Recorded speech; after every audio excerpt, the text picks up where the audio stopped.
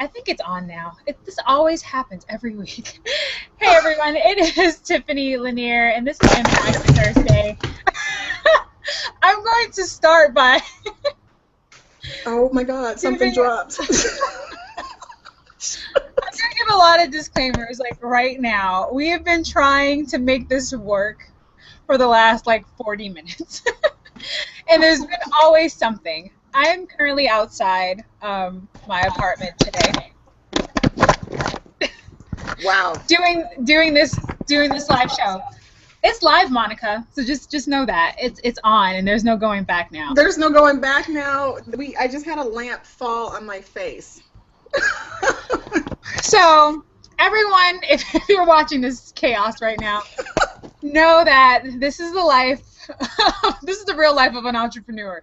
When you're trying to make things work, and sometimes they just don't, and you have to go with it. I think my boyfriend, he keeps showing me this meme. It's like entrepreneurship, jumping off of a cliff and building a plane on your way down.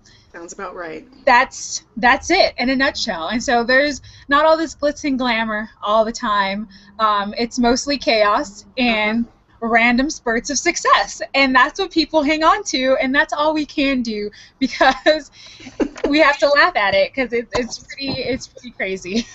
Absolutely. But it can be fun, and if you're truly passionate about what it is that you're doing, the chaos, you just let that come in and go out, and you keep it moving, you keep it pushing. So we're learning a lot of valuable lessons early on this show this morning. So now that the chaos has kind of settled down, I would like to reintroduce the show.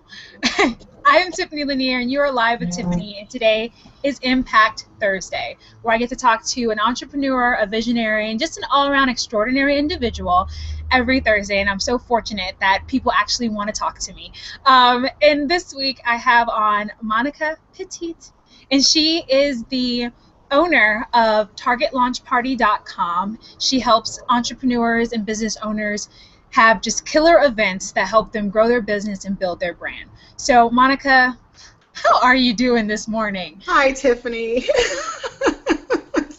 It's been an interesting morning already. I think we've had lamps flying at my face. My iPhone is barely hanging on here, and I think my computer won't do Google Hangouts, so we've had some fun conversation already.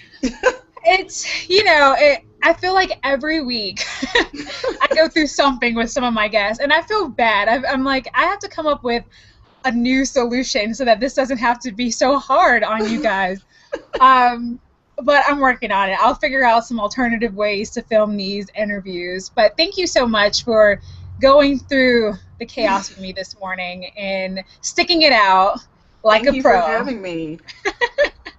And we can actually give some wisdom and shed some light about events and how that has an impact on your brand for the audience today. Absolutely. But before we get into all those tips and tidbits, I want them to get to know you a little bit better, know more about you, your story, and how you even got started in the events business. Perfect. Fantastic. Let me take a breather and woo-saw it out real quick, and let me gather my thoughts. Go for it. Go for it. All right. So I am a self-proclaimed event visionaire, and I like to work with visionaries like yourself and thought leaders and coaches, mentors, authors, anyone that has a message to share that they want to get out on a bigger scale. And I do that through my love of events. And I got started in events from a very young age. I had a lot of interest growing up. And it's funny because my family knows this, but I've never actually revealed this to the public. But I used to, when I was a little girl, whenever I was asked in school or with family what I wanted to be when I grew up, I would make a list, and it was a doctor, dentist, scientist, artist, teacher, gymnast, archaeologist, model, and actress. Well, okay. There you go. So there you have it. I had a lot of interest early on, and I knew I wanted to dip and dab in a lot of different things. And from an early age, events was always kind of just there. I didn't realize that it could be a career or I could make it into a profession. It was just something I loved to do. So I started doing like family events when I was younger. And then when I was about 19, 20, I got into the restaurant industry, which is kind of my second love.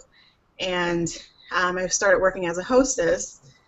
And through there, I learned how to do catering, and I would go on caterings for different, the restaurants that I worked in. And I saw not only people just scattered and all over the place, and no one to really direct anything of the event or what was going on in their home. I saw, the caterer of the restaurant, they would sometimes struggle with having someone to set up or get things done. So that's where I kind of saw a need for a hostessing business or a staffing business. So I started my first company in 2008, which was it's called Lady of Decorum Event Services. And so I would take hostesses and people to go into these parties. So anything from private Christmas parties on to corporate events, and I would help the hostess set up, tear down, serve if they needed. And so out of that, I started, this is kind of a long-winded story, but I started, my husband and I started a restaurant together. And so from there, we would kind of piggyback off of each other's businesses. And we discovered in doing that I could build mine, he could build his. And then from there, I realized there was a lot of businesses that needed assistance with launch parties and grand openings and those types of events, conferences, seminars. And they either didn't have the time to do it, or they didn't have the know-how to do it. And so that's how Target Launch Party was born. Very awesome. I mean, we all have these tremendous stories of all this background, because it's not usually your first business that most of us are in. It's usually the couple of businesses into this business. Also, just another disclaimer, if you hear sirens, lawnmowers, or any of those things, it's because I'm outside, and those things happen. And so just roll with it. Just let it be background noise. So, Monica, when doing these events, and I've done events, so I kind of know the level of chaos, which, it isn't everyone's business, but there's a lot of chaos that goes on when in event planning. And so I think a lot of entrepreneurs are kind of afraid to do events because they don't want to deal with all the many steps and all the pieces to the puzzle. So how do you think, or what do you think is the best way to have your very first event if you're an entrepreneur with less chaos? I think to plan ahead and start early. I think those are keys. In the event marketing continuum, there's a big block of time that should go towards planning alone, and not marketing, and not the actual event, and not the follow-up. I think planning is the key to a successful event. You need to jump in from the very beginning and try to hit as many bases as you can from the very beginning, and then that way, once the event starts rolling and you get into the actual event, you can start to relax a little bit more. So if the things that go wrong, which they will, when they pop up, you have some bases covered and you still have time to react to those unforeseen circumstances or unforeseen obstacles that you will face, because inevitably in any event you can cover as many bases as you want, but there's something that's going to pop up. Someone's not going to show up, a DJ is going to get lost, someone's going to be late. You're just going to have to roll with it and have a backup plan. So I think planning is essential. And for entrepreneurs, it's, we have so much on our plate as it is.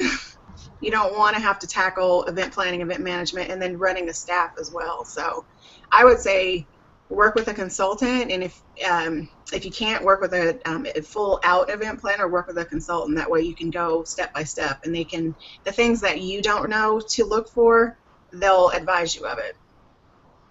Yeah, I mean, I think that's a reoccurring theme in all my interviews and even a lot of my videos, is that if you don't really know what you're doing, it is best to hire a strategist, hire a consultant, hire someone that can at least give you the roadmap to what it is that you're looking to do, so that you miss a lot of those, pitfalls that are inevitable when you don't know something. Right. And so I remember doing an event when I had my events company, which was for women in their 20s and 30s, and so it was more of a social networking and event company.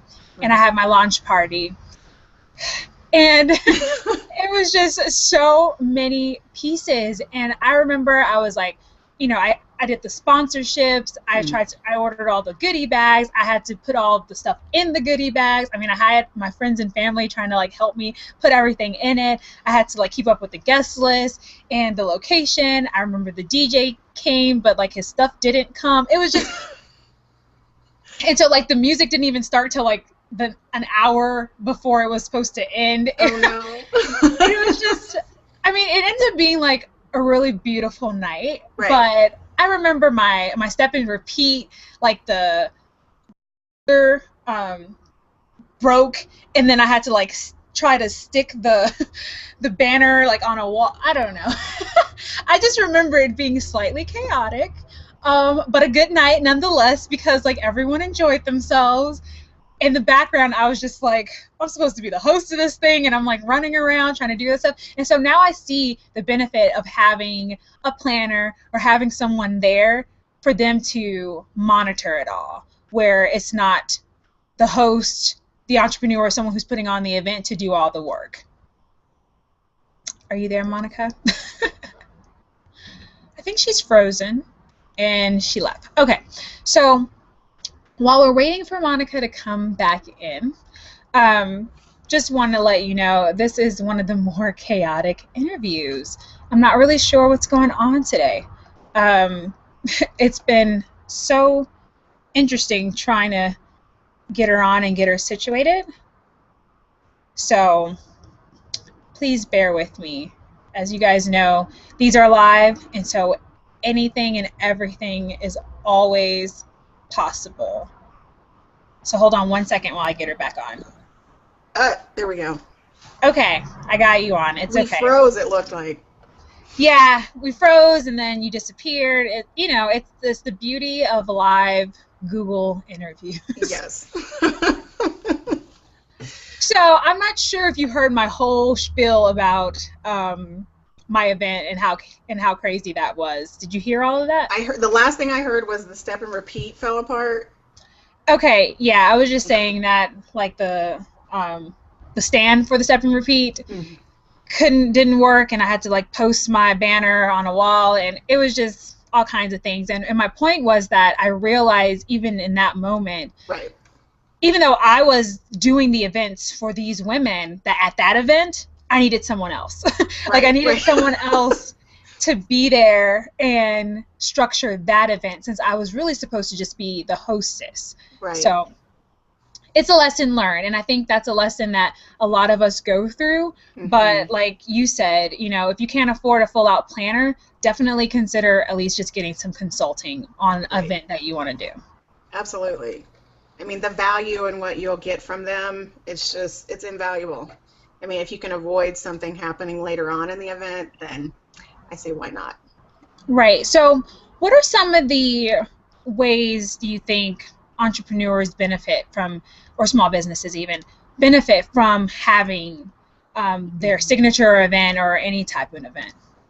I think I focus on 3 or 4 main things. I think it for sure helps you build credibility. So if you're having your own event and you're getting your tribe or your community out in front of you, you are able to speak to them in a way that you wouldn't any other place. If you have them all in one room and you're able to get them in tune with what it is you're trying to do and get your message, it's going to save you time, it'll save them time, and it'll be a fun thing. They'll get to interact one-on-one with you, see how you are in person, get to know your personality a little bit more, because we can see each other online and at certain networking events, but you have an objective when you go to those things. When you have your own event, you're actually able to showcase who you are as a person and really start to build some rapport. I also think you can reach multitudes of your clients at once, which it's going to save costs. It saves you I think a headache down the line because you're in one place, you interact, you get your point across, they may need, may have some interaction with you as well, and then you just grow from there, and then it just leaves the follow-up, which is the nice thing. You get to know them, and then you follow up afterwards, and then you start to build that relationship. I also think when it comes to live events, you are able to, what's the word I'm looking for? You're able to connect on a bigger scale. I think you're able to look into the eyes of the people you're speaking with.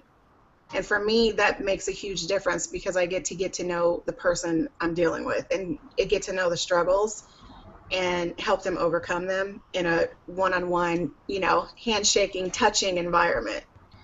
And it leaves a long-lasting memory, I think, and it leaves a long-lasting impression of who you are as an entrepreneur. And in having events, I think, if the entrepreneur focuses on the client and who they're trying to market to and have someone else in the background taking care of the chaos, it leads to a deeper relationship. Right. I can agree with that. What type of an event? So let's say one particular entrepreneur is not really a speaker. They don't really want to speak. Right. But what are other types of events that they could have that could still lead to them either, the event being their front end offer or them selling some products or services within the event that they could do if they don't want to be like the speaker? The speaker. I like to do, this from Pink Vitamin, but I like to do dinner parties. I think there's nothing more intimate than getting a group of people together and doing a dinner party. I know a gentleman that I was doing research about. He is a chiropractor, and he would take his potential clients and also his current clients out to an extravagant dinner. He could afford it because he was making well over what he thought he could make. So he would take them out, he said about once a week, to a dinner and just basically give them free information. They would get a free meal. They would get to network with the rest of his community, and then they would get a discount on services. And he said from doing that every week and sometimes every 2 weeks, it built his business up, 50% almost. Like he catapulted. His business took off. So I would say do small events, like do little networking dinners. Even if you do a small workshop or a small conference and you sell your book in the back or give a book away.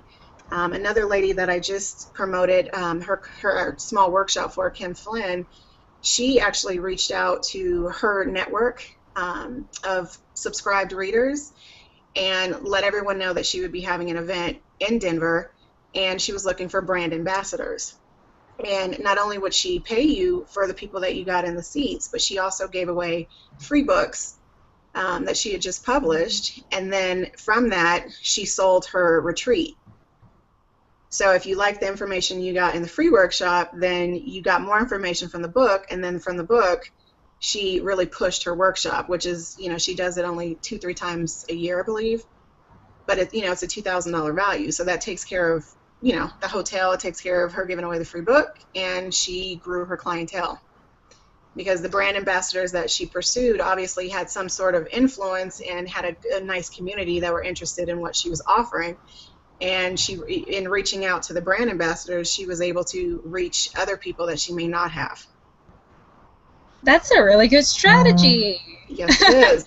I guess I wanted to even touch back on the chiropractor. Mm-hmm. That's not something that you would really think that a chiropractor or a doctor of any sort would do to help build their clientele. Absolutely. And so that's a really good tip for all of you that are doctors or in any field, really, because that's something out of the ordinary. Usually when you think of doing an event or different types of events, mm-hmm. It's going to be if you have like an events-based business, or if you're a speaker, if you're a coach, if you're a consultant, but you don't really think about it in the sense of like doctors and lawyers and stuff taking their clients out to dinners or having dinner parties with them and offering them like kind of free consultation so that they know if they're getting that kind of value within that dinner party. Imagine what they would do if they hired you.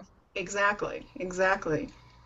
And he took that, it's incredible because he would get, anywhere from 1 to 2 more clients just from the clients he brought to dinner. So that it paid for itself right there. Right. And, if you it's all about people. It's all about relationship building. Any business, it's not the social media. It's not, they're going out and networking per se and passing out cards. It's about what you do with that after you meet someone. It's about the relationship building after. And I think that's what us as entrepreneurs have to nail down and really perfect. Interesting. Yeah, and I like that brand ambassador idea too. Yes. That's a really good. I'm like already thinking like, how can I utilize that for that I wanted to?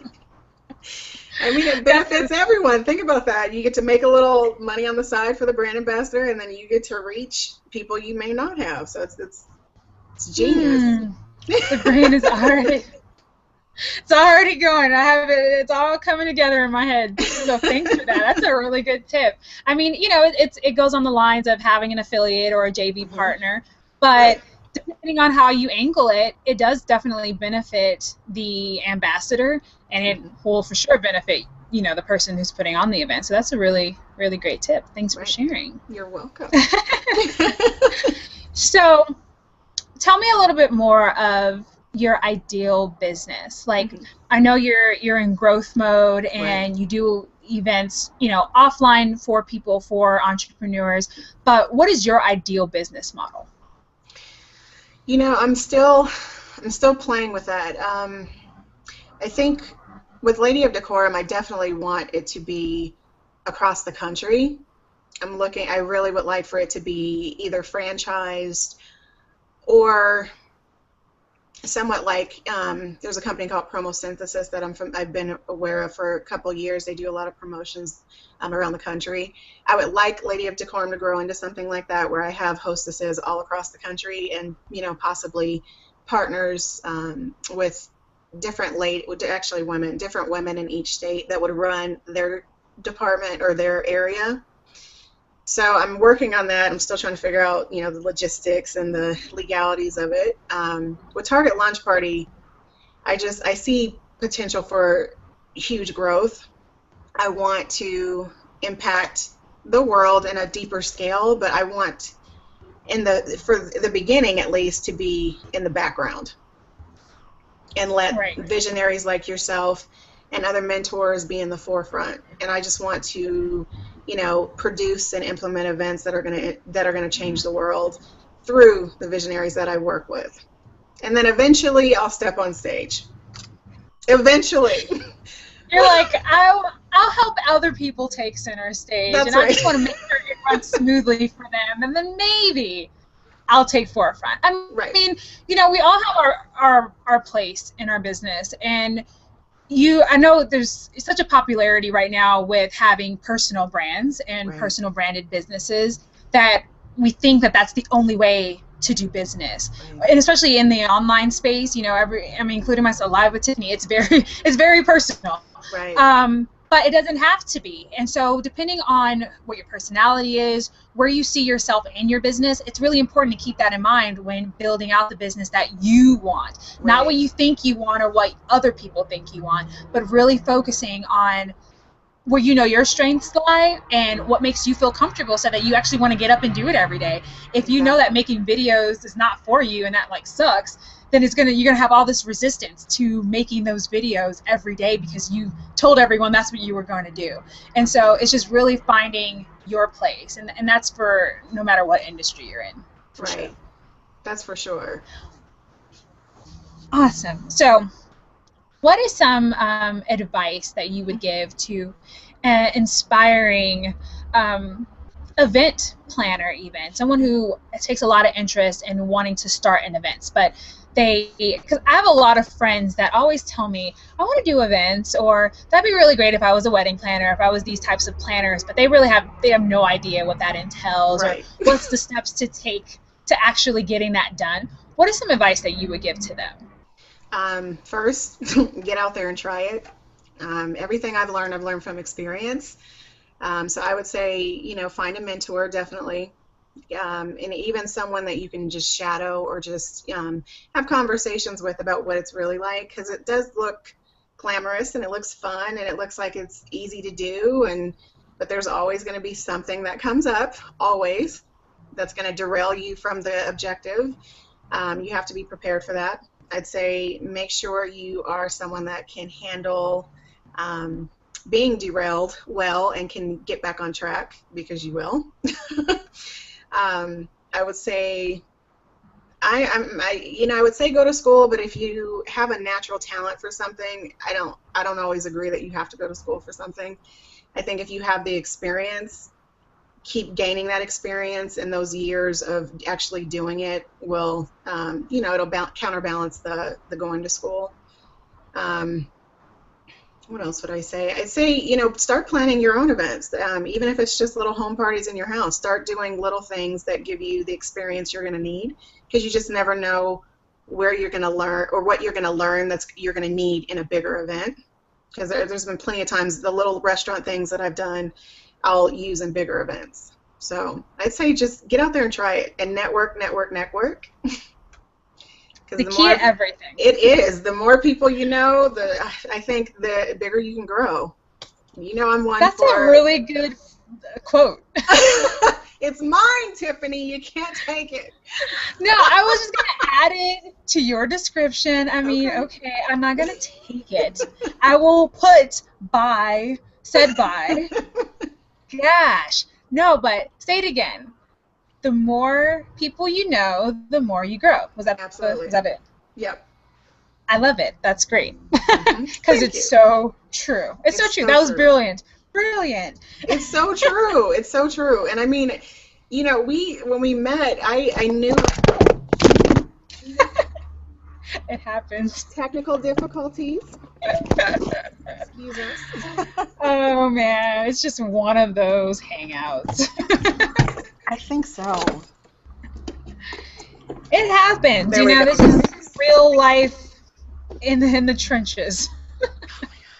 I'm so embarrassed by that. You're fine. You're fine. They completely understand. They're here for the content and for the nuggets of awesomeness. So you're okay. Fine. So we'll just let that one slide, please, you guys. Just let it go. And I think I'll just hold the phone rather than using the stand, because it's not proving to be beneficial for us. That's fine. What were you saying? You said when I met you is where your sentence was going. Yeah, when we met, yeah. I think going back to strategic partnerships and really networking, I think you have a feeling or a vibe with people even before you meet them, and I think you have to act on it.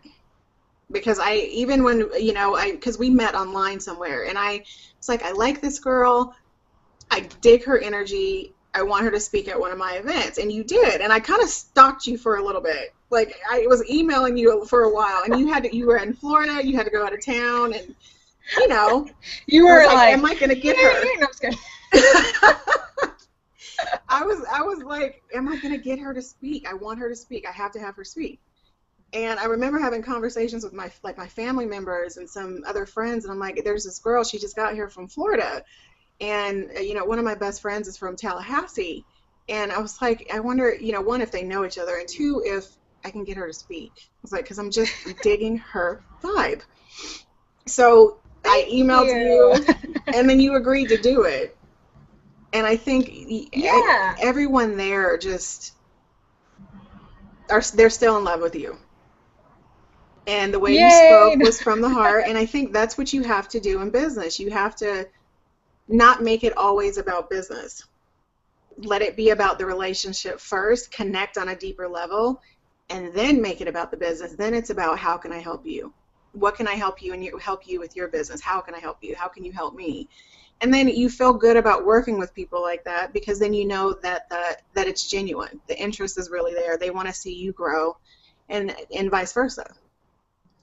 I have to agree. I mean, that's kind of that's what I live by, especially when I do speaking engagements. When I speak, it's definitely not to try to get you to be in anything. It's really for you to be in the message of whatever the message. And like I told you then, I told Monica, I was like, I don't prepare my talks ahead of time. And so it's just really, I mean, I'll have a framework of a few subjects that I want to hit on, but I don't prepare it like I have a presentation made, and I don't have a PowerPoint, and I don't come with, papers. And so it's just really me getting the energy of the room or the Right. audience and seeing what it is that I think they need from me in that moment, Right. and then delivering like that. So for me, it's the most authentic, genuine way to deliver a message, and Right. it works for me because I really don't like preparing.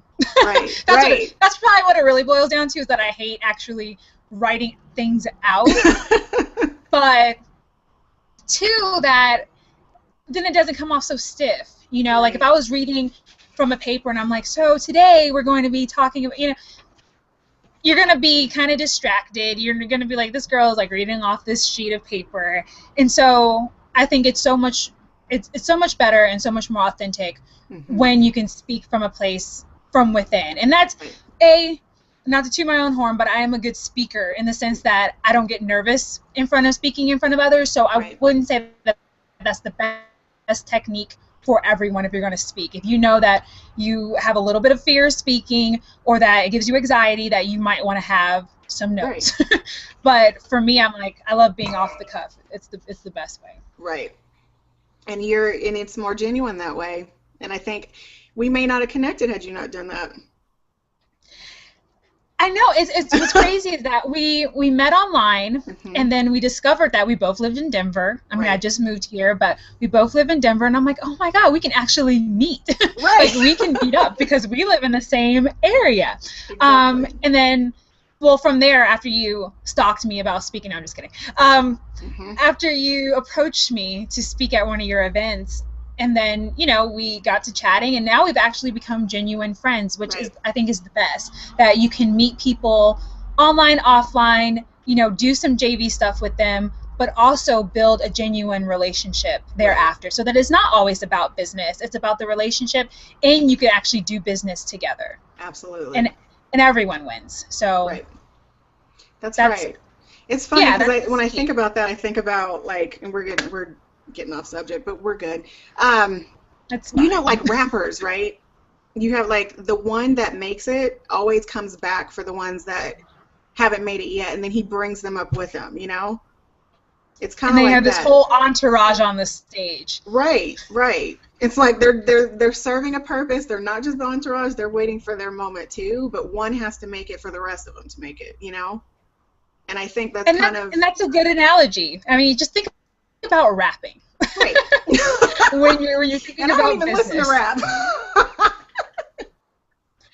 I barely do too. So, but it's good to think about it in that way. So, you know, a rapper comes from whatever area that they're from, and they put in the work, and they have all their friends, and they want to be rappers too. But one of them does above and beyond, and they succeed, and they get the record deal, whatever, but they always go back for their friends, their homies. They go back for them, and they bring them into their scene, and they grow together. And so it is the same thing, you know, with building a business, especially when you're a solopreneur, and there are so many moving pieces to what you do. Right. Having those that, you know, complement what you do, then there's always a way to collaborate and build your businesses together. And collaboration is really the key to success. That's right. Along with networking. Networking and collaborating, the key to success. Right. Absolutely. All right, so I want to ask a couple more questions because I know we've been on it for a while, but we've only been interviewing for maybe about 30 minutes. But before I let you go, I want to ask you a few more questions. Okay. Because, you know, as everyone knows, I'm an online marketing strategist, so marketing has been the forefront of my business, but I also do business coaching and speaking and the whole thing. But when it comes to marketing, what is one of your favorite marketing platforms to get your message out there of what it is that you do? You know, for a while, like for the beginning of the year, it was Facebook. And, you know, I was doing some of the ads and, you know, I'm really involved with the groups now, like just getting on there and posting things and interacting and answering questions. But I'm finding now, for me, Instagram. I'm really loving Instagram. I don't know if it's because I'm a visual person, but, you know, from an events perspective, if you post, you know, images of your event and, you know, some little tagline or a little tip or a tidbit, I've seen more engagement from that lately, in probably the last 2-3 months that I've been on there. Like, I'm on there every day now. And I don't know. I'd say Instagram. It's making a bigger impact for me. Instagram is definitely is the place to be, because it is rising in popularity. Right. But a lot of even my clients and some of my fellow colleagues that are in different businesses, they're saying that Instagram is, is really helping them in building their business. Right. One of my friends, she's a relationship coach, and she's built her Instagram to over 12 or 13,000 genuine followers through consistently adding her own personal quotes and love quotes and all kinds of things, but really targeting her market to, those who are in need of relationship and love advice. Right. But she's straight killing it. And she says a lot, the majority of her clients come from Instagram. Wow, that's fantastic. Yeah, I can see that. And now with the Flipgram and the videos you can post on there now, I think it's quick and you don't have to stay on there for long. You get the message across, and then your viewers can see it right away, and then it's they either decide to do something or they don't. But I think it's instant. And so it's instant and it's visual, and we now live in an age of everything being more visual. So between videos and Instagram, just posting things that can engage you right away versus trying to read it. I mean, reading is still good, and people like to read, but if you can say your message quickly in 15 seconds on Instagram, they rather see it that way. So absolutely, that's a great tip. So what about your favorite app? What's your favorite app on your phone? That's is it Instagram? Can you read my mind, Tiff? I have a feeling it's going to be Instagram again. Right now, I think it might be. Let me think. Do you use any apps that help you organize or de-stress your day a little bit with everything that you're up to? I try to use Evernote ever so often, but I integrate everything in my calendar, because I'm more of I need to know what my schedule is versus keeping notes. So I'd say my calendar and probably Evernote. Those two I update daily. So I'd say those two apps. Well, since I'm on my phone, I can't look, but let's stick with those two. Okay. So Evernote, is it your Google Calendar, or do you use another type of calendar? Google Calendar, and then it integrates with the one on the iPhone. So, that's my favorite too, Google Calendar. What is your favorite blog to read? Because I'm visual and I love design, I look at Nubby. I'm probably going to butcher this, but it's NubbyTwiglet.com. She's Nubby Twiglet. Yeah. It's a graphic designer. I follow her because she's really, her design aesthetic is beautiful. So I love to watch some of the design projects she's working on. It gives me inspiration. And then also, she's a really good businesswoman.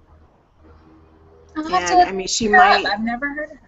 Yeah, you should check her out. She's really good. Her design aesthetic day, every week she'll post something like what she does during the week, and just she could be on the street or traveling, and her photos are just incredible. So I like to look at visual things. It inspires me. Yeah, for sure. Yeah. So speaking of inspiration, that kind of leads into my next question. What does inspire you? What keeps you motivated every day to get up and do this? My little 5-year-old, my little Giorgio, he inspires me every day. When I wake up every morning and look at him, he just makes me realize that, 1, he didn't ask to be here. 2, he didn't ask to be my child. And 3, I am responsible for his future. So he makes me realize that everything I do is so that he can have a better life later, and so that he can have more than I ever had. And I had a great childhood. I've had a great life. I've experienced a lot, but I want him to have 10 times more than what I've had, and experience life in the world in a way that I wasn't able to, because of financially or whatever. But he inspires me every day to get up and do more and be more. And it's funny now, because he understands, when I'm on the computer for hours, or if I'm in my bed at 11 o'clock at night and he sees me still on the computer till 2, 3 in the morning, he understands Mommy's doing that for me. And he said that to me one day, and I just broke down. That's I just so lost it. cute. Because you sometimes don't realize, like, the people around you that are watching you, and they're realizing what you're doing. Yeah, and the people that are closest to you. Right. In this case, it's your son. Yeah. So that I'm gonna go out on a limb and say that's your why.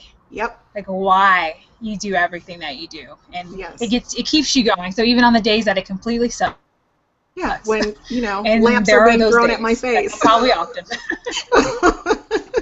Days like that, you're like, I'm doing this for him. Absolutely. I must get through this interview for him. Absolutely. No, that's a beautiful thing. Yeah.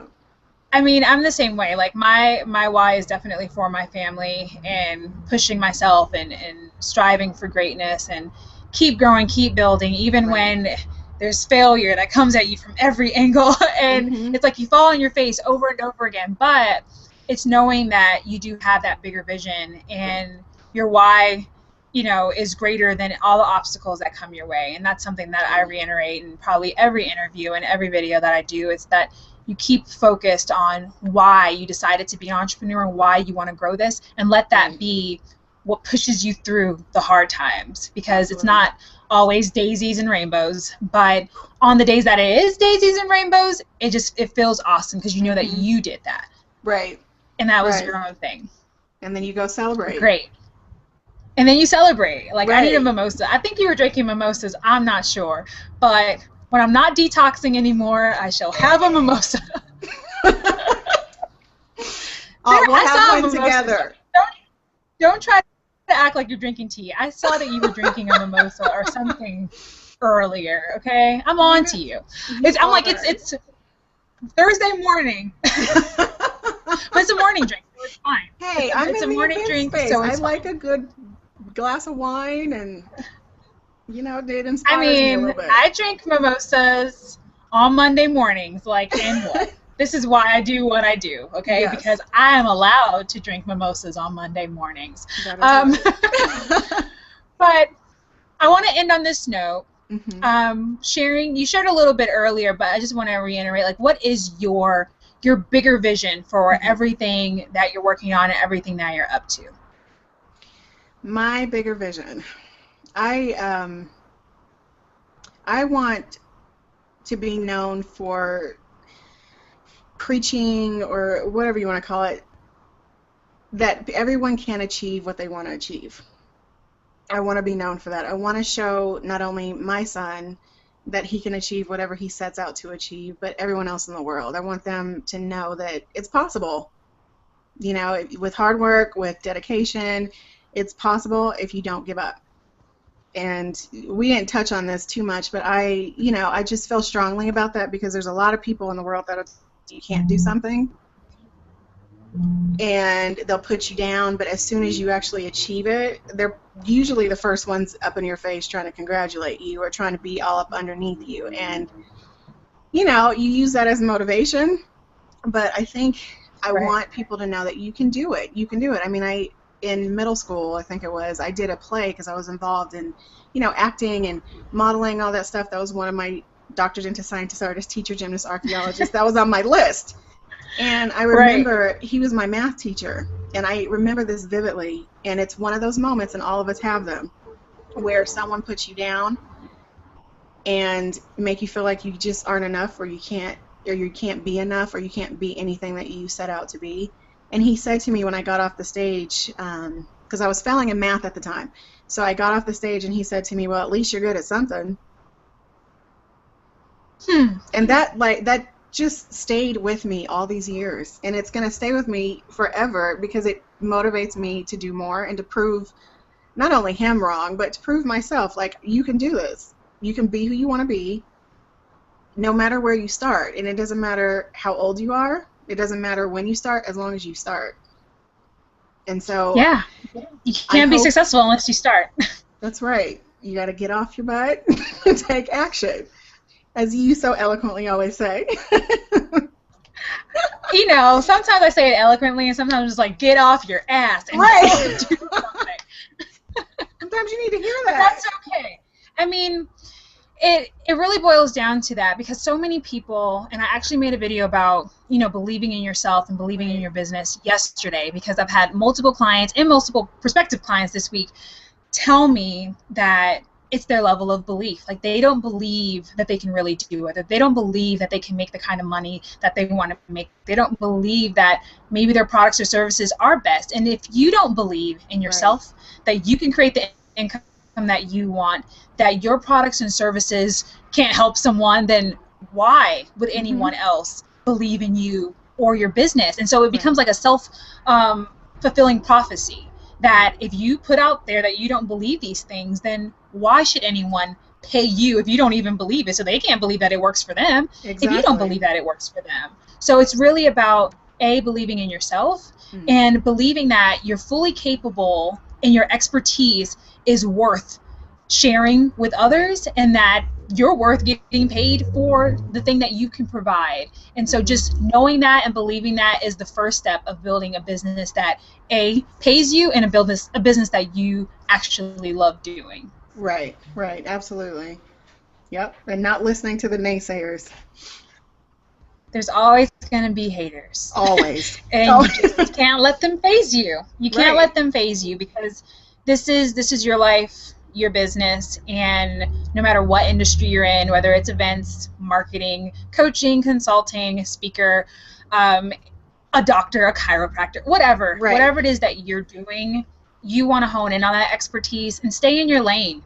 Okay, like you want to achieve greatness, but don't look at everyone else that you think is in the same level as you, because you never know how long people have been working in the background, working on the sidelines, and then all of a sudden it seems like they have this great success out of nowhere, when really they've been hitting the pavement for a really long time. And so you're trying to compare what you're doing to what they're doing, and that shouldn't always be the case. So stay focused, stay in your lane, and do what you do best, and that's how you'll succeed.